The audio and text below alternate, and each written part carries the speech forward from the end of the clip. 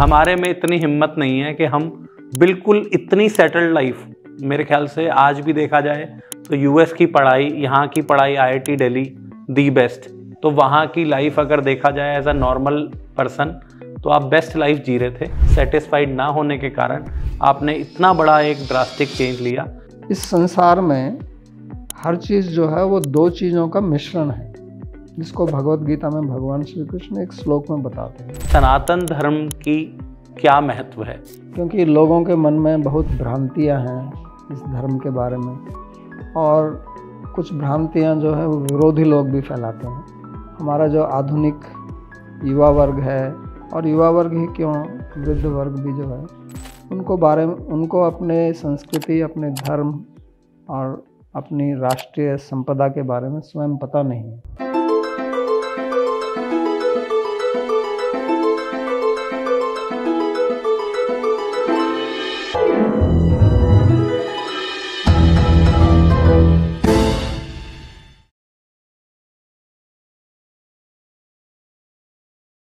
नमस्कार, मैं आपका दोस्त, आपका होस्ट राज भाटिया, अपने podcast channel be the change के साथ आज फिर आपके बीच में हूँ। दोस्तों, आज के जो हमारे गेस्ट हैं उनसे मिलकर आपको बहुत ही अलग अनुभव होगा, ये मेरा आपसे पक्का वादा है। आप जब ये पूरा एपिसोड देख लेंगे तो आपको ऐसा लगेगा कि आप अपने जीवन में एक बेहतर इंसान बन सकते हैं और अपने जीवन में ठहराव ला सकते हैं। हमारे साथ जो आज गेस्ट हैं उन्होंने अपना बहुत एस्टैब्लिश करियर आईआईटी दिल्ली से पढ़ाई कर यूएस में अपना एस्टैब्लिश करियर, बहुत हैवी सैलरी को छोड़कर, सारा मटेरियलिस्टिक वर्ल्ड छोड़कर अध्यात्म की तरफ आ गए और वृंदावन में अपना आश्रम चला रहे हैं। दोस्तों, हमारे साथ हैं डॉक्टर सत्यनारायण दास जी। महाराज जी, आपका स्वागत है। नमस्कार हमारे पॉडकास्ट पे। महाराज जी, हमें, हमारे व्यूअर्स को ये बताइए कि आपकी लाइफ जर्नी, इनिशियल लाइफ कैसी रही? हमारी जो जीवन यात्रा है वो गांव से आरंभ हुई थी, और गांव फरीदाबाद से ज़्यादा दूर नहीं है, पल्ला गांव है जी। तो उसमें हमारा जन्म हुआ। हमारे पिताजी गरीब थे, लेकिन उनकी इच्छा थी कि हम सब सुशिक्षित हों जी। तो हमारे कुछ संबंधी हैं जो दिल्ली के एक गांव में रहते थे जी। खिड़की गांव है, तो उन्होंने उनको कहा कि इनको अगर आप वहां ले जाएं और पढ़ाएं तो अच्छा होगा। तो उनके साथ में जाकर मैं वहां रहा, और वहां मालवीय नगर पास में पढ़ता था, तो वहां हायर सेकेंडरी स्कूल से हमने हायर सेकेंडरी किया। मैं आईआईटी दिल्ली में पढ़ा, तो वहाँ 5 साल मैंने अध्ययन किया, बीटेक किया। फिर मेरी इच्छा थी और पढ़ने की, तो मैंने एमटेक भी किया। मास्टर्स भी वहीं से किया? हाँ जी, आईआईटी दिल्ली से मास्टर किया, और टॉप वहाँ नंबर 1 से हम पास हुए आईआईटी दिल्ली एमटेक से। फिर मेरे को नौकरी मिली। सबसे पहले मैंने नौकरी फरीदाबाद में ही की। यहाँ फोर्ड मोटर कंपनी ट्रैक्टर बनाते थे, अभी बनाते हैं नहीं मेरे को मालूम नहीं। जी, बना काफ़ी। अब वो उनका जेवी हो गया है किसी और कंपनी के साथ। एस्कॉर्ट्स के साथ था पहले। हाँ जी। अब एस्कॉर्ट्स का कुबोटा के साथ हो गया, जापानीज ब्रांड के साथ। हाँ जी। तो जगह वही है। हाँ जी, तो वही मेरा पहली नौकरी वहाँ पर थी, और शायद पता नहीं 1500 रुपये या कुछ 2000 रुपये ऐसी कुछ सैलरी थी। उसके बाद में फिर मेरे को दूसरी जॉब ऑफर भी थी जी, तो वो थी टाटा से। तो यहाँ से मैंने शायद 1-2 महीना ही काम किया। फिर मैंने सोचा कि बड़ी अपग्रेड कंपनी किया में जाते हैं, तो मैं इसको छोड़कर फिर मुंबई चला गया, और एक कंपनी थी टाटा बरोज कॉरपोरेशन। तो टाटा वालों ने बरेज कॉरपोरेशन, जो अमेरिका की एक कंप्यूटर कंपनी थी, उनके साथ में कोलैबोरेशन करके बनाई थी जी। और सॉफ्टवेयर कंपनी थी वो। उस समय कंप्यूटर इस प्रकार के नहीं होते थे जैसा आजकल देखते हैं। बड़े बड़े तीन कैटेगरी होती थी कंप्यूटर की, large computer, medium computer, small computer जी। और स्मॉल कंप्यूटर इतना बड़ा होता था जिसको टेबल पर रखा जाता था, और कार्ड पंच किए जाते थे उन दिनों। मतलब दूसरा ही सिस्टम, बिल्कुल डिफरेंट। कोबॉल, फोर्ट्रन फॉर, हाँ, वो टेक्नोलॉजी की शुरुआत थी एक तरह से। एल्गोल, ये सब प्रोग्रामिंग हमको सीखनी पड़ती जी। तो वहाँ से फिर मैं अमेरिका गया। उसी कंपनी के थ्रू? हाँ जी। बरोज कॉरपोरेशन में मैंने काम किया 1 साल वहाँ पर। और वहाँ जाकर मैंने देखा कि हर चीज़ बहुत सुंदर है, लोग भी देखने में सुंदर हैं जी। सड़कें बहुत बढ़िया हैं, ट्रैफिक बहुत शानदार चलता है। हम भी कार चलाने लगे, गांव के आदमी भी ऑफिस कार से जाते थे जी। लेकिन लोगों में बहुत प्रेम नहीं था। जो वहाँ पर देखकर उनकी लाइफस्टाइल और उनसे बात करके जो हमको समझ आया, वो लगा कि लोगों में कोई भी प्रीति नहीं है, प्रेम नहीं है। और अपने देश की बहुत याद आती थी जी कि हमारे यहाँ लोग गरीब थे गांव में, लेकिन बहुत प्रेम से रहते थे जी। यानी कि गांव में घर के दरवाजे हमेशा खुले रहते थे। जैसे शहर में सबके दरवाजे बंद रहते हैं, गांव में कोई दरवाजा बंद नहीं करता था। आप किसी के भी घर में चले जाओ जी, और वहाँ पर वो भोजन कर रहा है तो भी कहेंगे आजा भैया रोटी खा ले, बैठ के भोजन करो उनके साथ में। जो भी लोगों के साथ में होता था उसको शेयर करते थे, कोई भी समस्या होती थी। एक मैं आपको उदाहरण देता हूँ कि हमारे गांव में कि औरत थी, उसके पति की मृत्यु हो गई थी बहुत पहले, शायद हमारे जन्म से पहले ही। तो वो भी खेती करती थी, तो उसकी खेती में जो फसल काट के रखी हुई थी उसमें आग लग गई और सब कुछ जल गया जी। तो गांव के लोगों ने पंचायत की कि देखो ये बेचारी विधवा है, इसका सब कुछ जल गया, तो इनकी सहायता करनी चाहिए। तो गांव वालों ने कहा कि हमारे खेत में से जाके जो भी चारा अपनी भैंस गाय के लिए लाना चाहती है एक एक करके ला सकती है, और सबने उनकी सहायता की जी। तो ऐसा माहौल देखने में हमने कभी और कहीं देखा नहीं। उसका मैं आपको कंट्रास्ट बताता हूँ कि मैं जब ऑफिस में काम कर रहा था तो हमारा जो बॉस था वो एक दिन लेट आया, तो लेट आके वो बताने लगा हमको कि मैं लेट, क्योंकि हमसे बात होती थी, तो उन्होंने कहा मैं लेट इसलिए आया हूँ कि मेरी रास्ते में आ रहा था तो मेरी कार जो है वो ख़राब हो गई और फिर मैं अपनी पत्नी की कार से आया। तो उसके शब्द मेरे कानों में अभी भी गूंजते हैं कि मैं अपनी पत्नी की कार से आया। तो मैं सोचने लगा यार ये क्या जीवन है कि ये पति पत्नी साथ में रहते हैं और ये अपनी ये नहीं कहता कि मैं अपनी कार से आया है, मैं पत्नी की कार से आया है। तो ये कौन से सन की बात है महाराज? ये 1979। 1979 से आज हम 2024 में खड़े हैं। हाँ जी। मैंने आज अपने घरों में सुनी है ये बात। हाँ जी। कि मेरी कार और तेरी कार फैमिली में। हाँ जी। तो वो सब वहीं से इंपोर्ट हो, जो हमारे को इंपोर्ट होना था। हाँ जी। नेगेटिविटी सारी हमने इंपोर्ट कर ली। हमारे तो घर में एक साइकिल थी तो सभी की साइकिल थी जी, और उसको पड़ोसी भी वो मांग कर ले जाते थे कि यार अपनी साइकिल दे दो।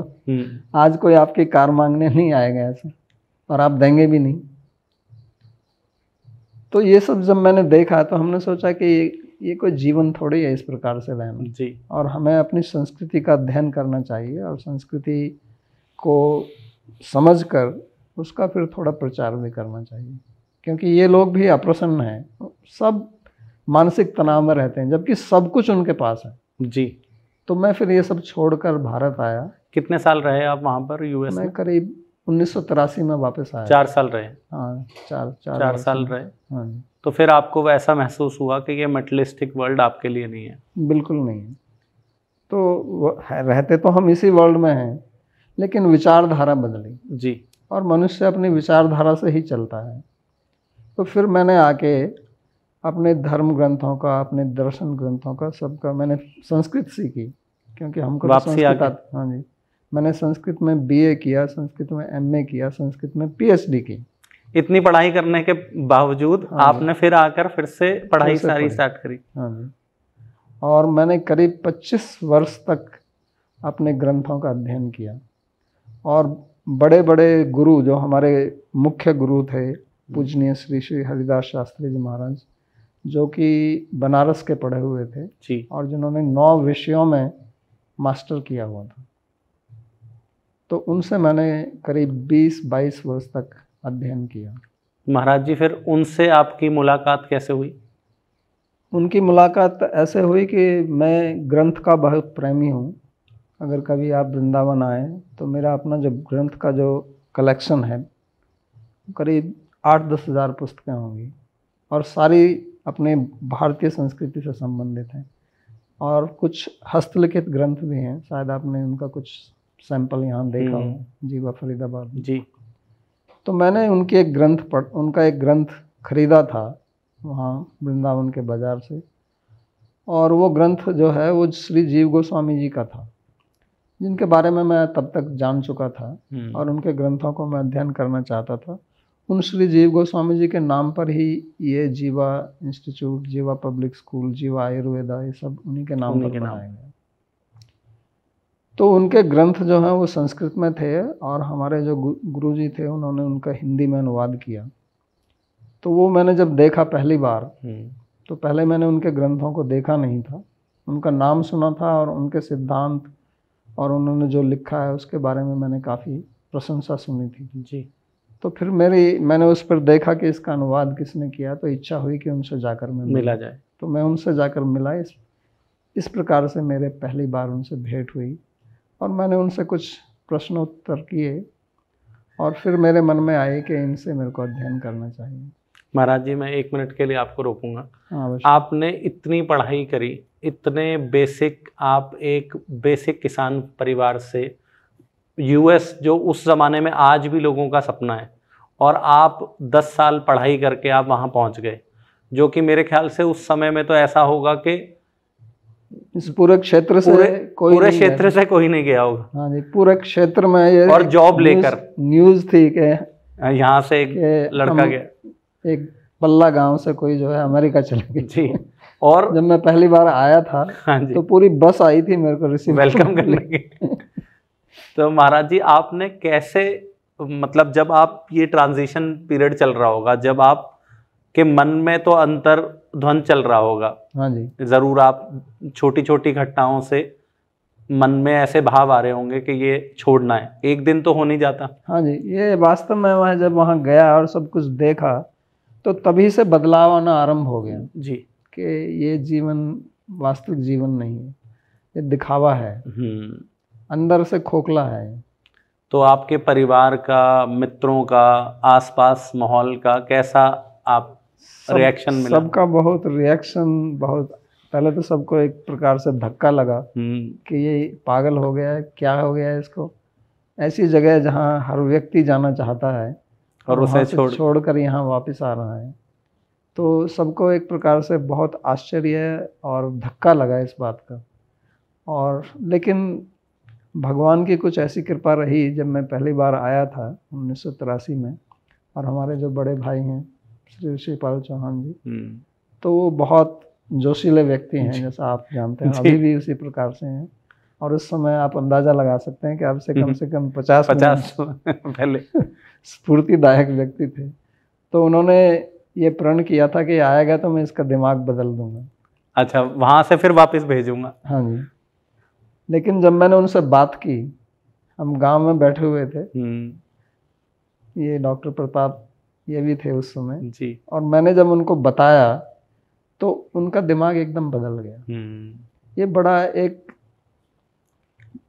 करामात जिसको कहेंगे, आसान नहीं था उनको बदलना जी, क्योंकि वो बहुत निश्चयवान व्यक्ति। लेकिन आपने ऐसा बदला कि फिर सारा परिवार ही आपकी दिशा। हाँ जी, वो फिर मेरे पीछे लग गए कि ये तो हम यही करना चाहते हैं जी।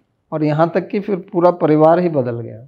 हमारे गुरुजी से सबने दीक्षा ली, हमारे दादाजी ने दीक्षा ली, हमारे पिताजी माताजी ने दीक्षा ली, हमारे सारे भाइयों और बहनों ने दीक्षा ली, और उनके जो बच्चे हैं मधुसूदन चौहान, नीरजा, मीनाक्षी, सब ने गुरुजी से दीक्षा ली और सब वास्तव में उनके उपदेशों के अनुसार ही चल रहे हैं जी। तो ये प्रभु की कुछ विशेष कृपा रही। तो महाराज जी, आपने जब वहाँ से आप अमेरिका से यहाँ आ गए, अपने घर वापस, आपने अपने परिवार को मना लिया, आपके परिवार ने भी आपको सपोर्ट करना स्टार्ट किया, फिर वहाँ से आश्रम तक की जर्नी कैसी रही? नहीं, वो तो मैं जब वहाँ अमेरिका में था और जब ये विचार आने लगे इस प्रकार के, तो मैंने वहाँ उस समय फिर सब ढूंढना आरंभ किया कि यहाँ कोई भारतीय आध्यात्मिक संस्था है या नहीं। तो उस समय ज़्यादा नहीं थे, इस्कॉन थी जी। तो मैं इस्कॉन गया। वो मेरे को प्रथम बार जब मैं गया, मैं माया में था, तो मेरे को अच्छा नहीं लगा। फिर जय कृष्णमूर्ति का शायद आपने नाम सुना हो। नहीं। तो वो बहुत बड़े दार्शनिक हुए थे जी। तो उनका एक सोसाइटी था, उसमें भी गया, वो भी मेरे को पसंद नहीं आया। फिर एक दूसरे वहाँ पर थे महाराज, ये सतपाल महाराज का नाम सुना आपने?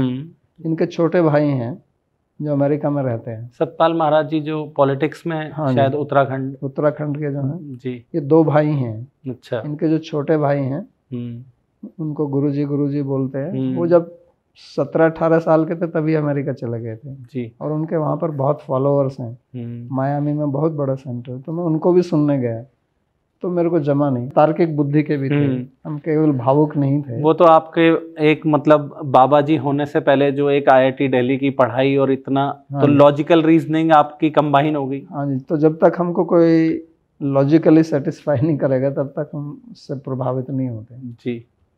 तो फिर मैं वहाँ से मेरी जॉब जो है वो ट्रांसफ़र हो गई थी मायामी से डिट्रॉइट मिशिगन में। तो वहाँ गया मैं।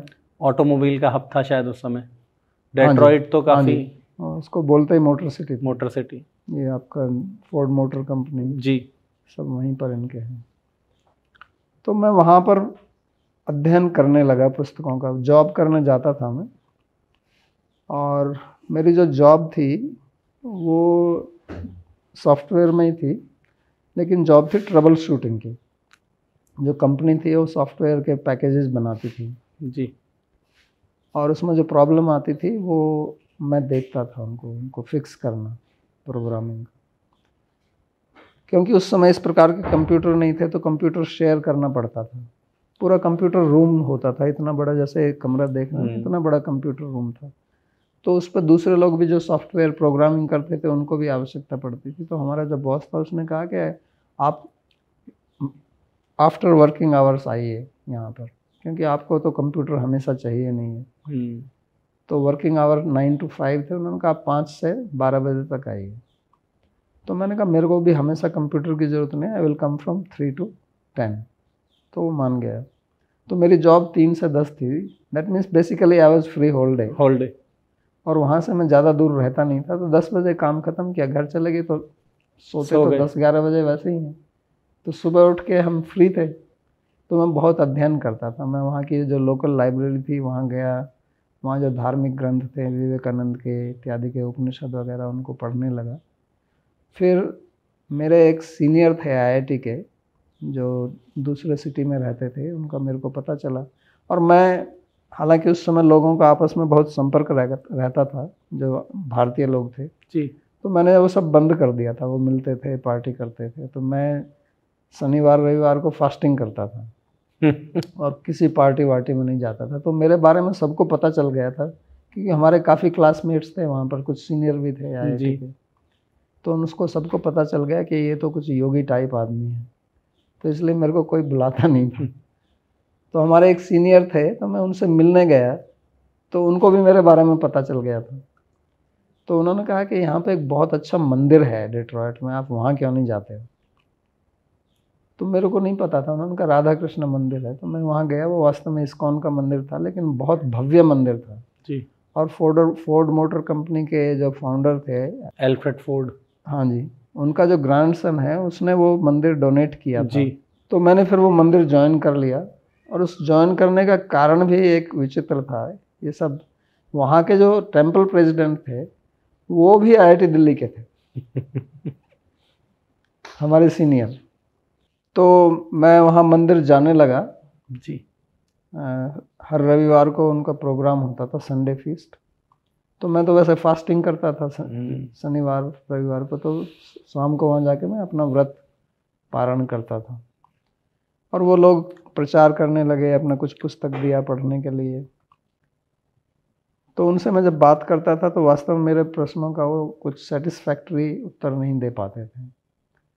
तो वहाँ के जो अध्यक्ष थे मंदिर के, उनको मेरे बारे में पता चला, तो फिर उन्होंने सबको बोल दिया। बाद में मेरे को ये बताया उन्होंने कि इस लड़के से कोई बात नहीं करेगा, इसको मैं हैंडल करूँगा। तो वो मेरे से आके बात करने लगे। फिर जब मेरे को पता चला कि IIT दिल्ली के, तो थोड़ा घनिष्ठता भी हो गई जी। और फिर वो हम अपने लेवल पर बात कर सकते थे। तो उन्होंने मेरे को कन्विंस कर दिया कि आप यहाँ आ जाइए। तो फिर मैंने अपना जॉब छोड़कर मंदिर ज्वाइन कर लिया। और फिर मैं जब भारत आया तो परिवार से मिला। उसके बाद में फिर मैं दक्षिण भारत में इस्कॉन के मंदिर में चला गया जी। और वहाँ पर मैं कुछ दिन रहा। फिर 4-5 साल बाद मैं वृंदावन के मंदिर में आया, क्योंकि मेरे को अध्ययन करना था। तो मैं इस्कॉन में रहते हुए जो गुरुजी जिनके बारे में मैंने बताया, उनसे मैं अध्ययन करने लगा था। तो इस प्रकार से मेरी ये आध्यात्मिक यात्रा आरंभ हुई। गुरुजी, अभी तक आपने अपनी लाइफ जर्नी के बारे में बताया और मुझे लगा कि हमारे व्यूअर्स को भी ये लगेगा कि आप, मेरा जो चुनाव रहता है चेंज मेकर्स को, उसमें सबसे बढ़िया चुनाव ये रहा कि मैंने आपको रिक्वेस्ट करी और आप आए। क्योंकि मुझे नहीं लगता कि हम में से किसी में इतनी आज के समय में, उस समय भी नहीं रही होगी, आज के समय में मैं नहीं मानता कि हम लोग इतना मटेरियलिस्टिक वर्ल्ड में फंसे हुए हैं, तो किसी की हिम्मत भी नहीं है कि इतना बड़ा डिसीजन लेने की। शायद व्यूअर्स को ये मेरी बात से सहमत होंगे। अगर आप लोग सहमत हों तो प्लीज़ कमेंट्स में लिखिए कि आप मेरी बात से सहमत हैं कि नहीं। हमारे में इतनी हिम्मत नहीं है कि हम बिल्कुल इतनी सेटल्ड लाइफ, मेरे ख्याल से आज भी देखा जाए तो यूएस की पढ़ाई, यहाँ की पढ़ाई, IIT Delhi the best, US में जो आप जॉब कर रहे थे वो दी बेस्ट। तो वहाँ की लाइफ अगर देखा जाए एज अ नॉर्मल पर्सन तो आप बेस्ट लाइफ जी रहे थे, लेकिन आप उससे सेटिस्फाइड ना होने के कारण आपने इतना बड़ा एक ड्रास्टिक चेंज लिया।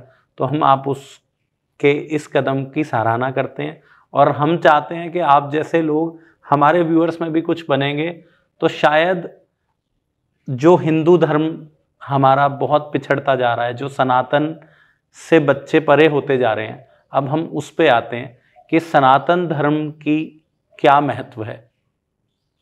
तो पहले तो आपको समझना होगा कि सनातन धर्म क्या है जी। क्योंकि लोगों के मन में बहुत भ्रांतियां हैं इस धर्म के बारे में, और कुछ भ्रांतियां जो है वो विरोधी लोग भी फैलाते हैं। क्योंकि हमारा जो आधुनिक युवा वर्ग है, और युवा वर्ग ही क्यों, वृद्ध वर्ग भी जो है, उनको अपने संस्कृति, अपने धर्म और अपनी राष्ट्रीय संपदा के बारे में स्वयं पता नहीं है जी। और मैं उनमें ये कोई दोष की दृष्टि से नहीं कह रहा हूँ, क्योंकि उनको इस प्रकार का अवसर नहीं मिला है, तो इसलिए उनको इस प्रकार का ज्ञान नहीं है। तो ये जो सनातन धर्म है, ये कोई वास्तव में भारत के लोगों के लिए ही नहीं है या हिंदुओं के लिए नहीं है, ये मनुष्य मात्र के लिए। उदाहरण तौर के लिए, जैसे आप देखिए कि एक गुरुत्वाकर्षण शक्ति होती है, ग्रेविटेशनल फोर्स। तो ग्रेविटेशनल फोर्स ऐसा तो नहीं है कि विदेशी लोगों के लिए है, सबके लिए बराबर है। ये तो यूनिवर्सल प्रिंसिपल है। आप किसी चीज़ को ऊपर फेंकेंगे तो नीचे आएगी, because earth attracts g by its power of gravity. तो उसी प्रकार से कुछ सिद्धांत हैं प्रकृति के, लॉज ऑफ नेचर। साइंस जो है वो भी लॉज ऑफ नेचर को ही डिस्कवर कर रही है और उन्हीं के अनुसार टेक्नोलॉजी बनाती है, लेकिन उनका जो दायरा है वो बहुत सीमित है। इस संसार में हर चीज़ जो है वो दो चीज़ों का मिश्रण है, जिसको भगवत गीता में भगवान श्री कृष्ण एक श्लोक में बताते हैं, यावत संजायते किंचित सत्वम स्थावर जंगमम क्षेत्र क्षेत्रज्ञ संयोगा तद विद्धि भरतर्षभ। वो कहते हैं कि इस संसार में जो कुछ भी पैदा होता है वो दो तत्वों के सम्मिश्रण से बना हुआ है। एक है प्रकृति, मैटर, और एक है आध्यात्मिक तत्व, स्पिरिचुअल। जैसे हमारा शरीर है तो एक तो इसमें पंचभूतों के तत्व हैं जी, और दूसरा हमारी आत्मा है, और इन दोनों के गुण जो हैं वो भिन्न हैं दोनों से। जो भौतिक तत्व हैं उनमें परिवर्तन होता रहता है, 6 प्रकार के विकार उनमें होते रहते हैं, और जो आध्यात्मिक तत्व है, जो आत्मा है, उसमें कोई भी विकार नहीं होता है, वो विकार रहित है, विकार विहीन है, उनसे मिलकर बना हुआ है। तो जैसे भौतिक तत्व कुछ नियमों के अनुसार काम करते हैं, उनमें से ग्रेविटेशनल फोर्स एक है। आजकल जो यूनाइटेड फील्ड थ्योरी जिसके बारे में लोग कुछ जानते होंगे, तो उसमें कहते हैं कि देयर आर 4 बेसिक फोर्सेस, ठीक है ना, उन्हीं पे सब कुछ वो एक्सप्लेन करते हैं। लेकिन ये तो केवल मैटर की बात है जी। इसके आगे स्पिरिट है, स्पिरिचुअलिटी है, और उसके भी कुछ सिद्धांत हैं, सोल। हाँ जी। तो वो सब ज्ञान हमारे सनातन धर्म देता है। हमारे वेद को वेद इसलिए कहते हैं कि ज्ञात ज्ञापको शास्त्र। शास्त्र हमको ऐसा ज्ञान देता है जो आपको और कहीं से प्राप्त नहीं हो सकता है। साइंस नहीं बता सकती है उसके बारे में। साइंस आपको ये नहीं बता सकती है कि इस शरीर में एक ऐसा तत्व है जो शरीर से भिन्न है और जो इस कॉन्शसनेस का, इस चेतनता का मूल स्रोत है, सोर्स है। ये साइंस पता नहीं लगा सकती है, इसको असंभव है। महाराज जी, जैसे आपने बात कही कि एक हमारा शरीर है, एक तो ये पंच तत्व से बना है और एक हमारी सोल है जिसे हम स्पिरिट कहते हैं, और जब मृत्यु होती है तो स्पिरिट निकल जाती है। ये बात कही जाती है कि आत्मा हमारे शरीर को छोड़ देती है। इस आत्मा को शरीर का पोषण करने के लिए तो हमारे पास सभी साधन हैं। आत्मा का पोषण कैसे किया जाए, और उसका बहुत आसान शब्दों में आप बताइए कि क्या तरीका है। तो ऐसा है कि पोषण तो उस वस्तु का किया जाता है जिसको पोषण की आवश्यकता होती है, और जिसका भी आप पोषण करेंगे तो इसका मतलब वो उसमें विकार पैदा होगा। लेकिन मैंने पहले ही कहा कि आत्मा में वास्तव में कोई विकार नहीं होता है जी। तो इसको, आत्मा को इस प्रकार के पोषण की कोई आवश्यकता नहीं है। जैसे आपकी गाड़ी है, कार है, तो कार में पहिए हैं, उसकी बॉडी है, सीट है, स्टीयरिंग है, ब्रेक्स हैं, एक्सीलरेटर है, इंजन है, कार्बोरेटर है, सब है जी। लेकिन ये सब चलता है बैटरी से। अगर बैटरी नहीं है, बैटरी को तार काट लें तो ये चाहे आपकी मर्सिडीज हो चाहे पोर्शे हो, वो चलेगी नहीं। जी। दोनों में कोई अंतर नहीं रहेगा, दोनों वही भौतिक तत्वों से बनी है। लेकिन जब उसमें बैटरी आती है तो सब चीज़ एक्टिव हो जाती है। तो इसी प्रकार हमारे शरीर में बैटरी के तरह हमारी आत्मा है। आपकी आँख, नाक, कान, आपका मन, बुद्धि, अहंकार, चित्त, हाथ पैर, ये सब जो है वो तभी तक चलते हैं जब तक इसमें आत्मा है। और वो बैटरी तो कुछ दिन बाद में ख़त्म हो जाती है, उसको रिचार्ज करना पड़ता है। आत्मा जो है, it is an inexhaustible source of consciousness. इसकी ऊर्जा, इसकी चेतनता कभी समाप्त नहीं होती है, कभी कम नहीं होती है, कभी बढ़ती नहीं है, जितनी है उतनी रहती है। और हम सब की आत्मा एक प्रकार की ही है। मेरी आत्मा में, आपकी आत्मा में, चींटी की आत्मा में, हाथी की आत्मा में, सांप की आत्मा में, मच्छर की आत्मा में कोई अंतर नहीं है, सब बराबर है। अंतर केवल शरीर का है। जैसे आप मर्सिडीज़ की गाड़ी में भी वही बैटरी लगा सकते हैं, पोर्शे में भी वही लगा सकते हैं, एम्बेसडर में भी वो लगा सकते हैं। तो अंतर गाड़ी की इंजन इत्यादि का है, लेकिन बैटरी सब में वही लगी है। तो सामान्य शब्दों में बोलें कि जैसे आपके और मेरे वस्त्रों में फ़र्क है, हाँ जी, लेकिन बाकी सिस्टम वही सेम है। हाँ जी।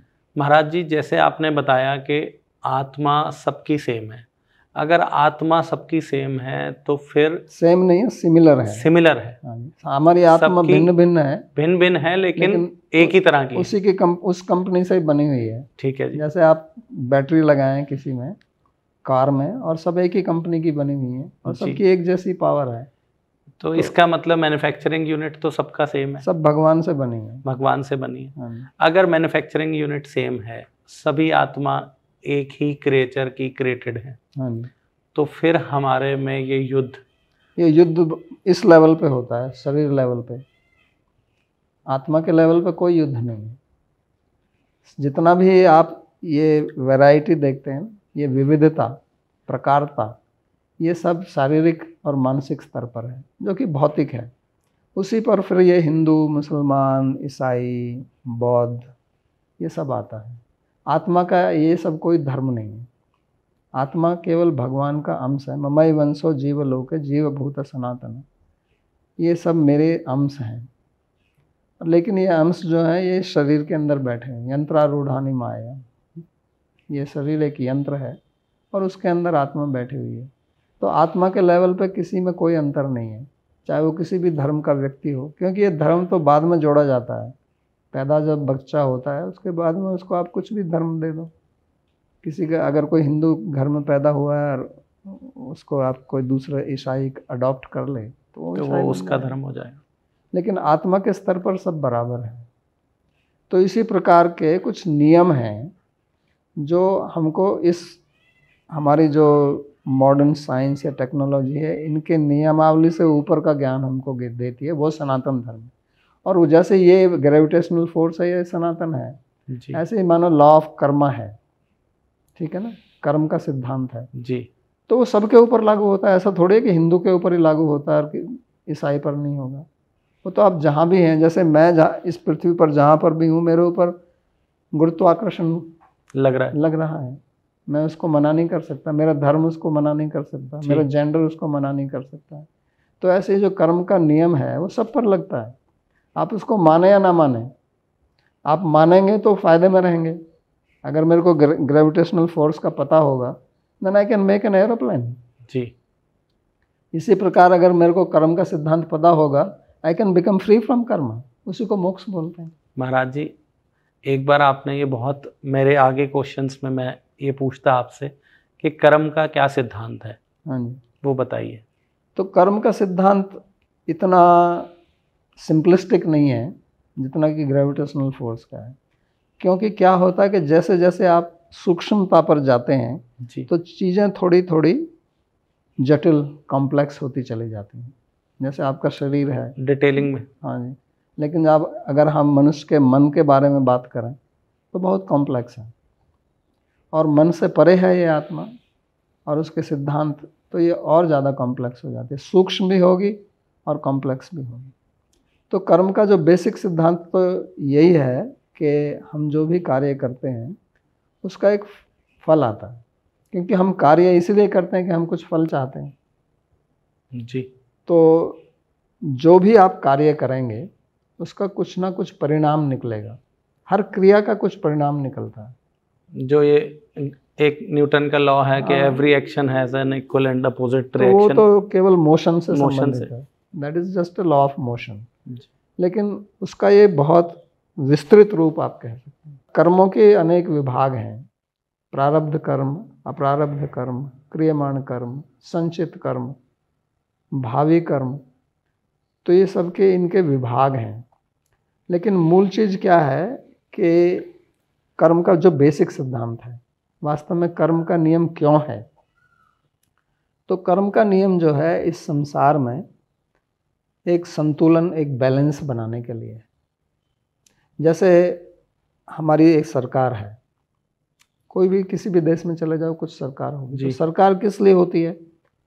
बैलेंस के लिए होती है। वास्तव में अगर आप देखें कि हमारे समाज में कुछ लोग शक्तिशाली हैं, कुछ लोग उतने शक्तिशाली नहीं हैं, तो प्राय करके क्या होता है, जो शक्तिशाली व्यक्ति होता है वो कमज़ोर व्यक्ति को दबाता है जी, उसका शोषण करता है। तो उसकी रक्षा के लिए, उसको बैलेंस करने के लिए नियम बनाए जाते हैं, दंड नीति बनाई जाती है, राजनीति बनाई जाती है। तो जैसे यहाँ पर हम दंड देते हैं, कोई गलत काम करता है, हमने नियम बना दिया कि अगर ये मेरी संपत्ति है तो इसको कोई चोरी करके ले जाए, चोरी करने का मतलब मेरी बगैर अनुमति के इसको ले जाए तो वो दंडनीय है जी। तो ये एक कर्म का सिद्धांत हमने बना दिया, ये हम बना रहे हैं। अब अलग अलग देश में उसको किस प्रकार का दंड दिया जाएगा ये उनकी सरकार निर्धारित करती है। कहीं पे उसको जेल भेज देंगे, कहीं 6 महीने के लिए, 1 महीने के लिए, या उस पर 500 रुपये का या 50,000 का दंड कर देंगे, जो भी है। तो ये हमने बनाए, ये भी कर्म का सिद्धांत है। लेकिन इसी प्रकार का नियम हमारी प्रकृति में स्वतः ही है कि आप अगर किसी चीज़ का शोषण करते हैं, किसी चीज़ का दुरुपयोग करते हैं, आपको अधिकार दिया गया है उसका उपयोग करने का, आप उसका दुरुपयोग करते हैं तो उसका प्रतिफलन आएगा, रिएक्शन आएगा जी। वो कर्म का सिद्धांत है। जैसे अभी ग्लोबल वार्मिंग हो रही है, ठीक है, या पॉल्यूशन हो रहा है जी, तो ये कर्म के सिद्धांत के कारण ही हो रहा है। जब भी आप देखते हैं कि कहीं सुनामी आती है, कुछ आता है, ये एक्चुअली कर्म का प्रतिफलन होता है। हम इसको जानते नहीं हैं लेकिन वास्तविकता है। अब साइंस भी इस चीज़ को मानने लगी है। साइंस में अगर जिन लोगों ने पढ़ा है, एक सिद्धांत है जिसको वो कहते हैं बटरफ्लाई इफेक्ट जी। बटरफ्लाई इफेक्ट में वो कहते हैं कि मानो टोक्यो में एक मक्खी जो है अपना पंख फड़फड़ाती है तो उसकी शिकागो में सुनामी आ सकती है। ये साइंस मानती है। यानी कि हमारा जो ये जो यूनिवर्स है, इसको यूनिवर्स क्यों कहते हैं? यूनि का मतलब होता है एक। तो ये एक कंबाइंड यूनिट है, पूरा एक ही यूनिट है, वास्ट यूनिट है। हाँ जी। इसलिए आप जो भी करते हैं यहाँ, ये पूरे यूनिवर्स को इन्फ्लुएंस करता है। जैसे हमारा शरीर है, तो ये शरीर एक यूनिट है। इसलिए आयुर्वेद लोग जो है आपका हाथ पकड़ के बता देते हैं कि आपके अंदर ये प्रॉब्लम। क्यों बता देते हैं वो? आपकी बीमारी पेट में है, आपकी बीमारी मन में है।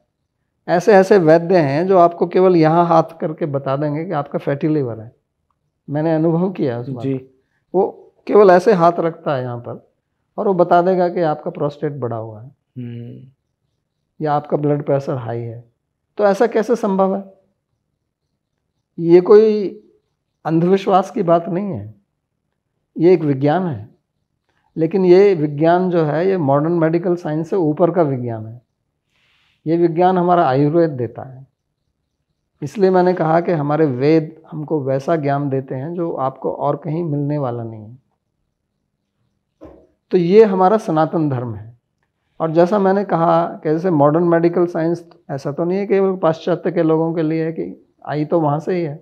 इसी प्रकार आयुर्वेद हमारे ऋषियों ने हमको यहाँ दिया, लेकिन ऐसा थोड़ी है कोई भारतीयों के लिए है जी, सबके लिए है। जो उसमें ज्ञान है वो सब पर लगता है। तो इसी प्रकार जैसे योग है वो यहाँ की देन है, ज्योतिष शास्त्र है यहाँ की देन है, आयुर्वेद यहाँ की देन है।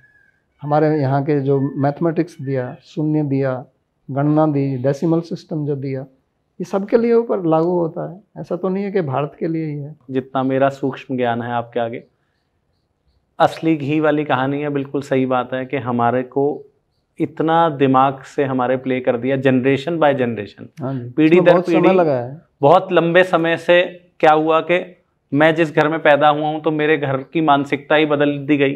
अगर मेरे पेरेंट्स की मानसिकता पहले से ही बदली हुई है और मैं हिंदू परिवार में पैदा हुआ हूँ, तो मुझे जो मिल रहा है, फिर मुझे स्कूलिंग भी वैसी मिली। हाँ जी, इंग्लिश मीडियम स्कूल्स में पढ़े हम, तो वहाँ ये बता दिया गया कि जो इंग्लिश नहीं बोल सकता वो इन्फीरियर है। वो तो हमारे गांव में आप थोड़ा दोस्त इंग्लिश के शब्द बोल दो, कहता है तो पढ़ा लिखा आदमी जी। और गांव में कोई संस्कृत का पंडित हो, कहता है ये क्या है, ये क्या जानता है। वो देखो उनका लड़का जो अंग्रेजी बोलता है, जी भाई फलाने का लड़का तो अंग्रेजी में बात करे। तो ये चीज़ तो हुई हमारे साथ। लेकिन अब जब आप जैसे लोग, आप जैसी आत्माएं जो अपने देश के लिए काम कर रही हैं, लेकिन आपके फील्ड में भी आप वृंदावन में आश्रम चलाते हैं। मैं वृंदावन के ही कुछ आश्रम चला रहे हैं, उनके कुछ यूट्यूब पर वीडियोस देखता हूँ। तो आप लॉजिकल रीजनिंग से आत्मा और परमात्मा की बात कर रहे हैं। वो लॉजिकल को कैसे इलॉजिकल बना रहे हैं और जो मन में आ रहा है वो बोले जा रहे हैं। उससे लोगों का, आज आपसे शायद हमारे व्यूअर्स बात सुनेंगे तो उनको ये लगेगा कि हाँ भाई, एक जनरल परसेप्शन ये हो गया कि बाबा जी हैं वो तो कुछ भी अनाप शनाप बोलते हैं। महाराज जी, क्या हमें इस पे कोई, कैसे इसके लिए जागरूक किया जाए? और हर तरह से लोग फॉलो कर रहे हैं, लाखों तादाद में भीड़ है और कुछ भी बोले जा रहे हैं। अगर कोई लॉजिकली जिसका ब्रेन ऐसा सेट है और जो सनातन को जानता है, धर्म को जानता है, कई ऐसे ज्ञानी पुरुष हैं मैं जिनके साथ बैठता हूँ, कहते हैं ये देखो ये सुन रहे हैं इनको। हमारे आश्रम में 4 आदमी आते हुए कोई नहीं आता। हाँ जी। और उनके पास लाखों की भीड़ लगी हुई है। बिल्कुल लगेगी। इसका क्या? तो देखिए, इस एक प्रिंसिपल है, उसको कहते हैं डिमांड एंड सप्लाई प्रिंसिपल। आप कोई दुकान कहीं खोलते हैं जी, तो ये देखते हैं कि यहाँ के लोगों की क्या आवश्यकता है, क्या खरीद सकते हैं, ठीक है ना। आप ऐसी दुकान खोलें जिसके वहाँ ग्राहक ही नहीं है तो आपकी दुकान चलेगी नहीं।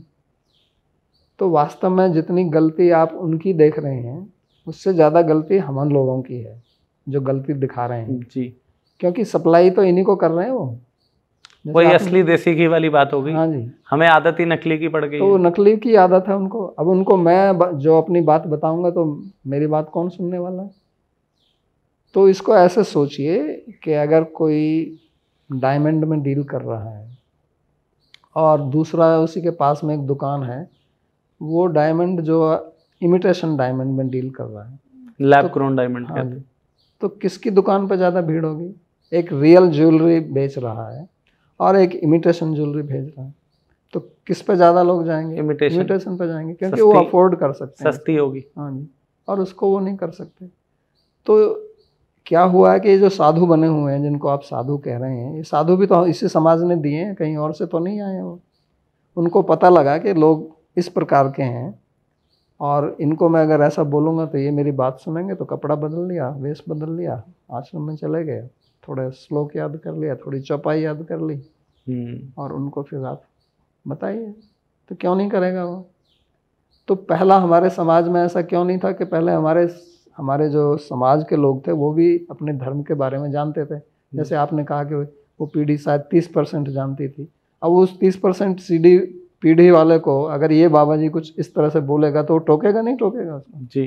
तो आज का समाज का आज का युवा वर्ग इतना कुछ जानता नहीं है, तो वो कह देते हैं, और उसमें युवा वर्ग की बात नहीं है, कोई भी वो जानते नहीं है तो उनके बातों में आ जाते हैं। तो इसलिए जब तक हम स्वयं उसका अध्ययन करना आरंभ नहीं करेंगे, हम स्वयं उसमें रुचि नहीं दिखाएंगे, तो इस प्रकार के साधु महात्मा वो पनपते रहेंगे। आप उन पर कोर्ट केस करिए, ये करिए, कोई दूसरा आ जाएगा, कोई तीसरा आ जाएगा, इनको आप रोक नहीं सकते, क्योंकि उनकी डिमांड है, वो भी समाज की सेवा कर रहे हैं, बहुत लोग उनसे लाभ उठा रहे हैं। जैसे इमिटेशन ज्वेलरी की डिमांड है जी, लोग उससे बड़े खुश होते हैं, भाई उनकी भी इच्छा होती है कि हम भी इस प्रकार का हार पहने, और उतनी अफोर्डेबिलिटी नहीं है, उतना अफोर्ड नहीं कर सकते, तो वो उनकी सेवा कर रहा है, इसलिए तो पैसा देते हैं। वो जानता है कि ये इमिटेशन है, यहाँ तो आप जानते भी नहीं कि इमिटेशन है या नहीं है। यहाँ तो व्यक्ति जो खरीद रहा है वो जानता है और जान के इमिटेशन खरीद रहा है।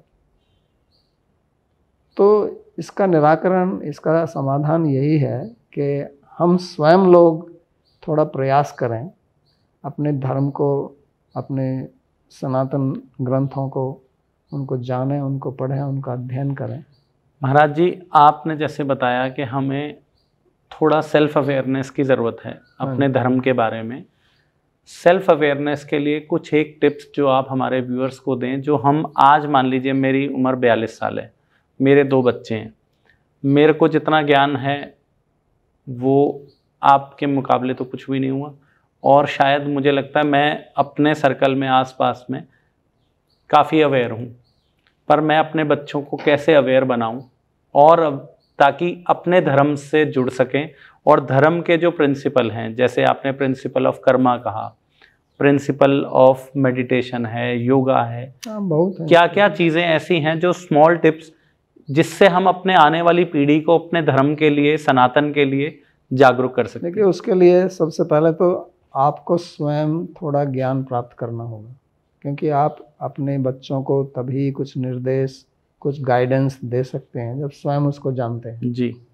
तो इसलिए आपको थोड़ी रुचि इसमें लेनी होगी, थोड़ा समय देना होगा, और फिर बच्चों के साथ में बैठ के उनको कुछ पढ़ाइए। चाहे आप महाभारत की कहानी सुनाइए उनको, कहानी सब सुनना चाहते हैं, लाइक हैरी पॉटर को सब जी लाइक करते हैं, लेकिन हैरी पॉटर से 10 गुना बढ़िया हमारी महाभारत है जी। जैसी कहानी महाभारत में, ऐसी आपको हैरी पॉटर में नहीं मिलेंगी।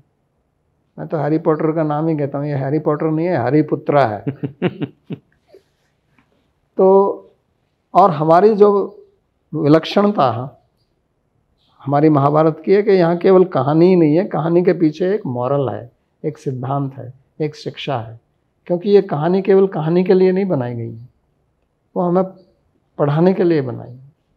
कर्म श्रेयसी मूढ़ानाम एवं श्रेय भवेदिह इति महाभारत कृपया मुनिना कृतम।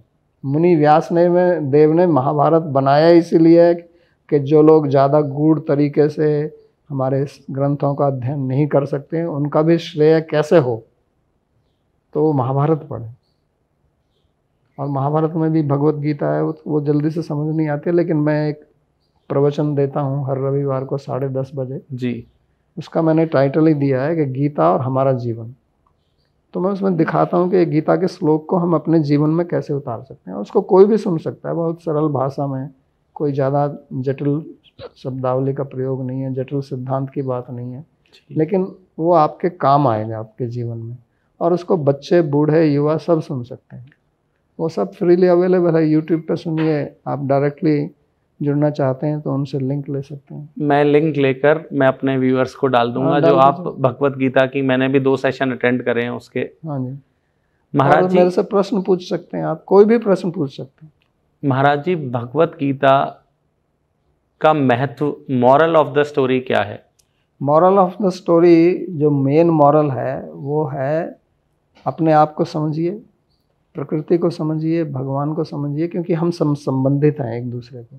जैसे आप किसी कंपनी में जाते हैं जी, तो आप जहाँ भी आप कंपनी में काम करेंगे, किसी ऑफिस में काम करेंगे, तो आपको एक डेजिग्नेशन मिलती है।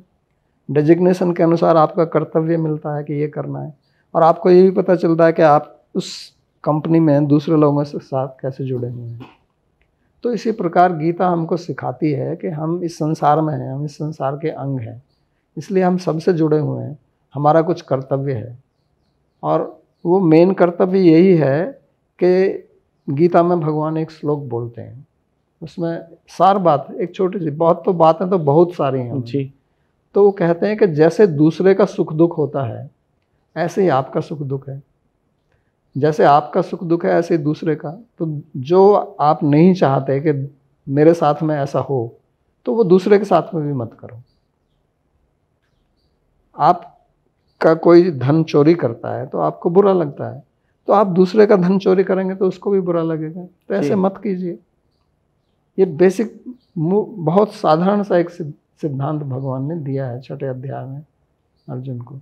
क्योंकि अर्जुन कर्मयोग की बात कर रहा है, मैं ये कैसे कर सकता हूँ, ये तो कठिन है। तो कहते हैं इतना तो कीजिए आप। हमको ये अच्छा नहीं लगता कि कोई हमसे झूठ बोले, हमें धोखा दे, तो फिर हमें सोचना चाहिए कि फिर मैं अगर दूसरे को झूठ बोलकर धोखा देता हूँ तो उसको भी अच्छा नहीं लगेगा। मैंने महाराज जी 3 साल पहले लगभग कोई ऐसे महाराज जी स्पिरिचुअल गुरु हैं, उनको सुन रहा था। महाराज सदगुरु जग्गी वासुदेव जी, मैं उनको फॉलो करता हूँ। मैंने उनका 2 कोर्सेज भी करे हुए हैं। और जब मैंने 2017 में उनका कोर्स किया तो जैसे पूरा एक ऐसे लाइफ चल रही थी तो यू टर्न ले लिया लाइफ ने, बिल्कुल डिफरेंट हो गया चीज़ों को। और जैसे आप लॉजिकल बात करते हैं, उनकी भी मुझे लॉजिकल रीजनिंग लगी।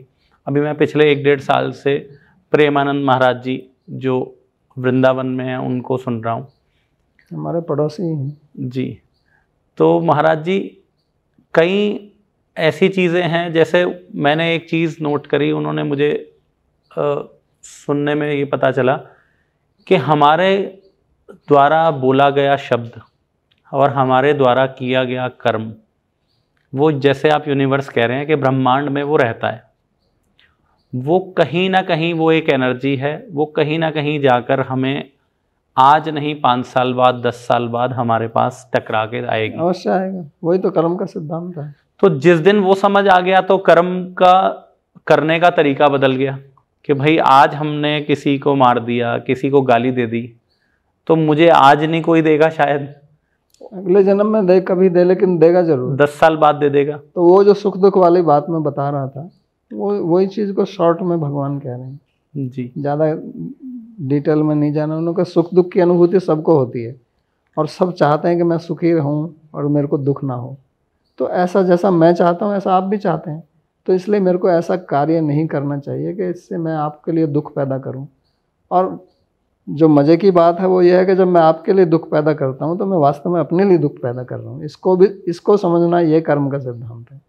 जब मैं आपके लिए सुख पैदा करता हूं, जब मैं आपको सुख देता हूं, तो मैं वास्तव में अपने लिए सुख पैदा कर रहा हूं।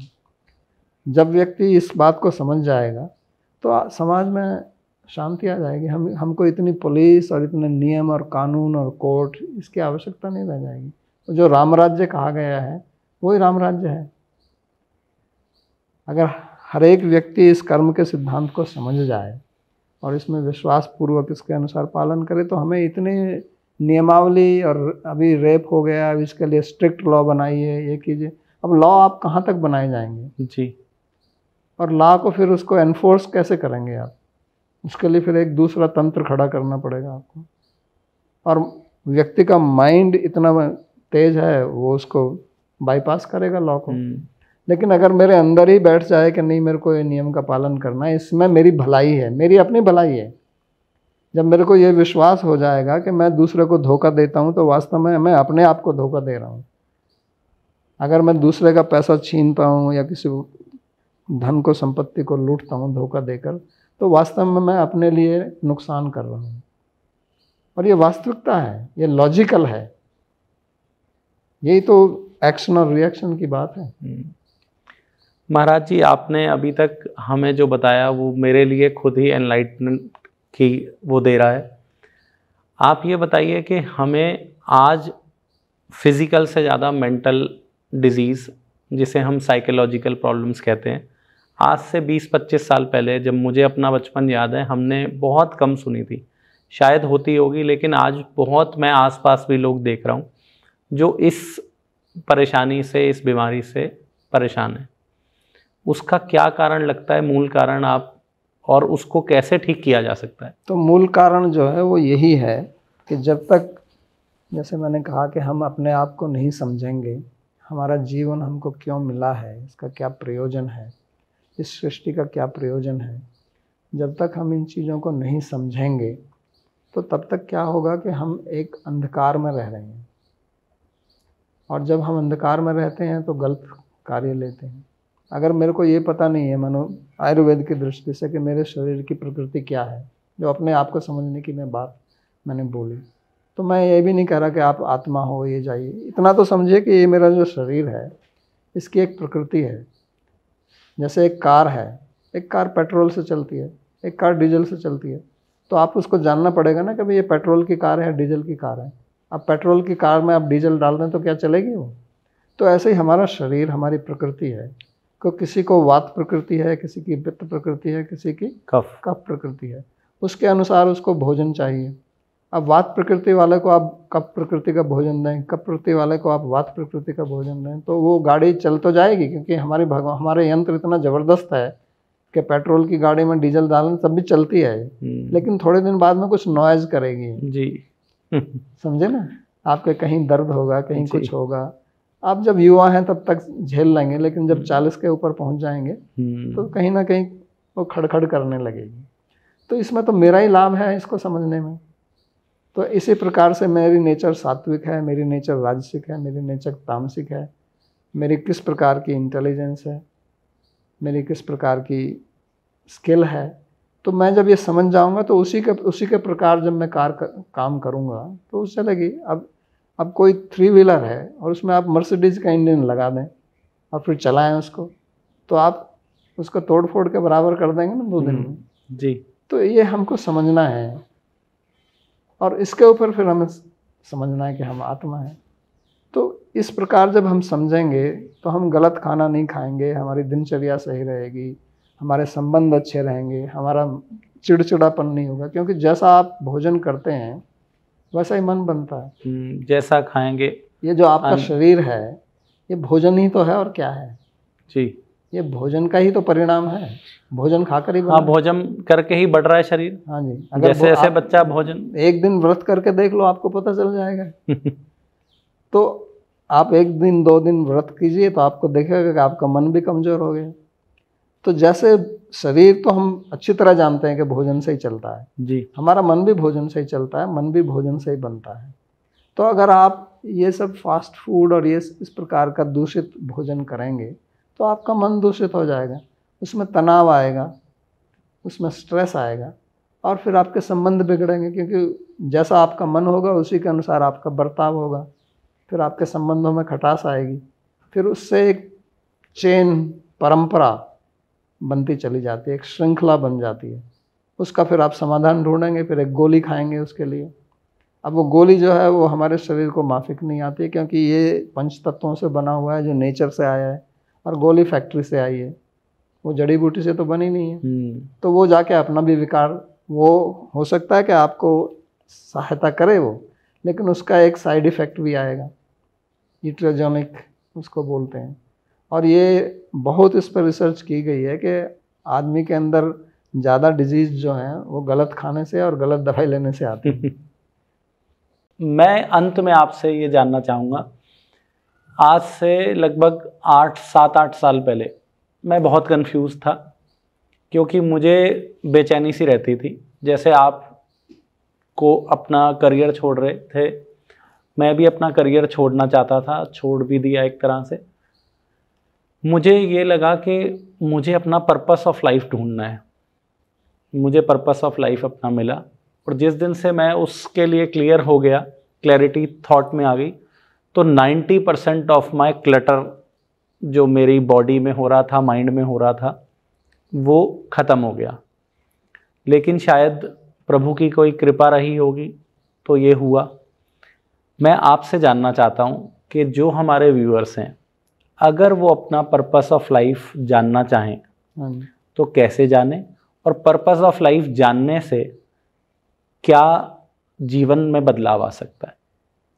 तो पर्पस ऑफ लाइफ जानना सबसे महत्वपूर्ण है, क्योंकि जैसे मैंने कहा कि हमारा शरीर एक यंत्र है। इसको आप ऐसे समझ लें कि जैसे एक कार है जी। हमारे शास्त्रों में इसको एक रथ के बारे में बताया है। इंद्रियाणि हराण्याहु, कि इंद्रियां जो है वो घोड़े हैं, मन हमारा परग्रह है, बुद्धि जो है वो उसको सारथी है, बुद्धिम तो सारथिम विद्धि, आत्मा जो है वो पैसेंजर बन के बैठा हुआ है। तो ये शरीर एक प्रकार का यंत्र है, मतलब वाहन है। तो जैसे आप कार में बैठ के चलते हैं तो आपको पता होना चाहिए कहाँ जाना है। आपको यही मालूम नहीं है कहाँ जाना है और कार चल रही तो कहाँ जाएंगे आप? पहले तो आपको कार चलानी नहीं आती जी, दूसरा आपको ये पता नहीं है कि आपको जाना कहाँ है और फ्यूल कौन सा डालना है। हाँ जी, तो इसलिए दोनों समझना है कि हमारी ये जो गाड़ी है इसकी क्या आवश्यकताएं हैं और इसका क्या उद्देश्य है। तो उद्देश्य जिसके बारे में कोई भी मना नहीं करेगा, चाहे आप भगवान में विश्वास करें या ना करें, आप स्त्री हैं, पुरुष हैं, युवा हैं, वृद्ध हैं, बच्चे हैं, भारतीय हैं, नॉन भारतीय हैं, कोई भी मना नहीं करेगा कि हमारे जीवन का उद्देश्य है कि हम सुखी रहें और दुखी ना हों। सुखम में भूत दुखम माँ भूत, और उसी के लिए हमारे सारे शास्त्र रचे गए हैं जी, कि किस प्रकार से 3 प्रकार के दुख होते हैं, आध्यात्मिक दुख, आदि भौतिक दुख, आदि दैविक दुख, उनसे कैसे निपटा जाए, ये हमको दर्शन शास्त्र सिखाता है। तो इसलिए एक तो यह है कि हमको सुखी रहना है, हमको दुखी नहीं रहना है। लेकिन सुखी रहने का मतलब ये नहीं कि हमको दूसरे को दुख दे के सुखी रहना है। कैसे सुखी रहेंगे उसके लिए हमें अपनी प्रकृति समझनी अति आवश्यक है। तो हम तो फ्री टेस्ट करते हैं प्रकृति का, वहाँ पर जाकर आप फ्री टेस्ट ले सकते हैं। मैं आपको लिंक भी भेज दूंगा। हमारा एक प्रोग्राम है, हमारी एक वेबसाइट है वैदिक साइकोलॉजी, उसमें ऑनलाइन हो जाता है। हाँ जी, ऑनलाइन। आपकी क्या नेचर है, क्या प्रकृति है, स्कूल के बच्चों के लिए भी हमने दिया था, आप शायद आपके पास भी हो। तो फ्री है वो पूरा। तो उससे आपको ये पता चलेगा कि आपके वास्तव में किस फील्ड में आपको काम करना चाहिए, कैसा भोजन खाना चाहिए, कैसा लाइफस्टाइल होना चाहिए। तो ये बहुत आवश्यक है और प्रैक्टिकल है। और इसमें ये नहीं है कि आपको मैं कहूँ कि नहीं आज ही आपको गणेश जी की पूजा करनी है, सरस्वती, वो बाद की बात है। आप भगवान में विश्वास नहीं करते तो भी ये तो विश्वास करते हैं कि शरीर है जी, और शरीर एक मशीन है। तो इतना यहाँ से आरंभ कीजिए, आपको कहीं से तो आरंभ करना पड़ेगा।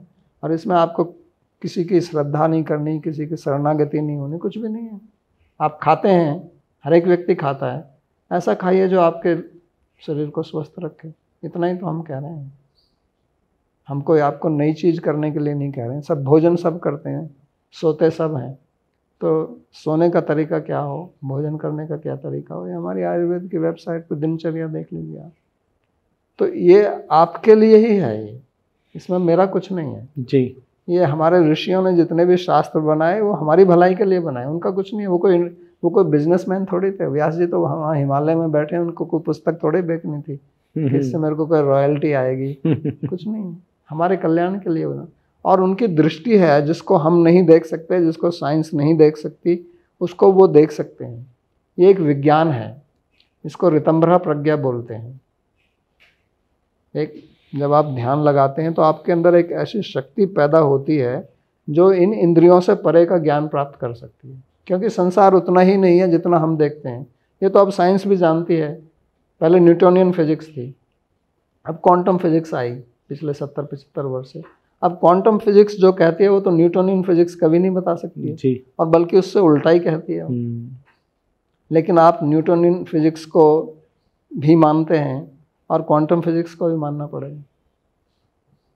तो इसी प्रकार ये जो संसार हमको दिख रहा है ये तो है ही, इसके ऊपर भी बहुत सूक्ष्म चीज़ें हैं जो हमारे शास्त्रों में बताया गया है, वो सब हैं।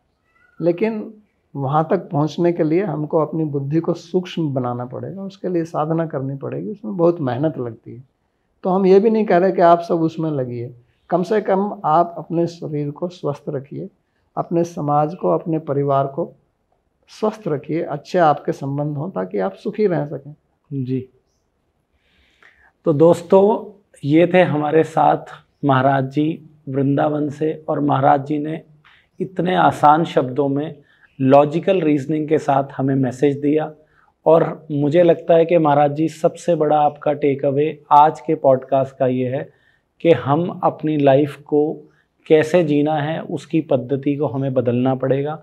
और सबसे पहले तो ये है कि फूड हमने क्या लेना है, क्या खाना है, अपनी दिनचर्या कैसे करनी है।